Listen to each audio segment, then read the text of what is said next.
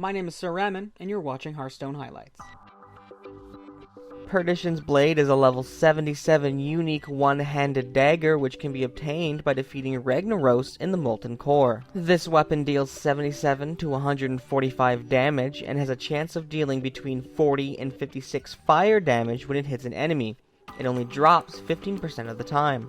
In Hearthstone, Perdition's Blade is a rare 5 mana cost, 2 attack, 2 durability weapon for the rogue. The weapon has a special battle cry that deals 1 damage once played in the field, or if you've already played another card that same turn, 2 damage. This can, in effect, bring up the total number of uses on the blade to be technically 3 if the combo is used, seeing as it does 2 extra damage. However, this isn't the best there is in the game, and certainly not the best weapon for rogue.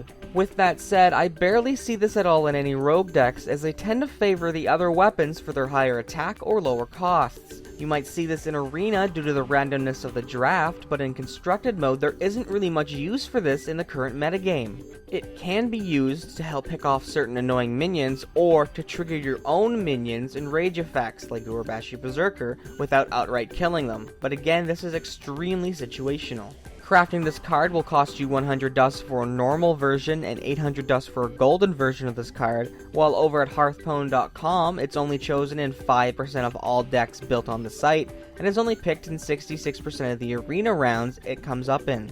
The flavor text on this card reads, "Perdition's Blade is Ragnaros' backup when Sulfuras is in the shop." For the rogue, there are 2 alternatives, the first one being the 1 mana cost Wicked Knife, which isn't the most overly powerful early game weapon, and the Assassin's Blade for 5 mana, which is a much more impressive weapon dealing 3 damage and having 4 durability.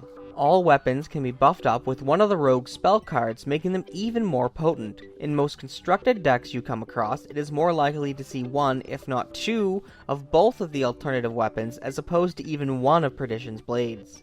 Darren Daber is the artist on this card, having worked on 7 others. All in all, this card is very good if you have the right situation for it, but seeing as the other 2 weapons are more suited to a wider range of possible matches, you'd probably be better off going with those.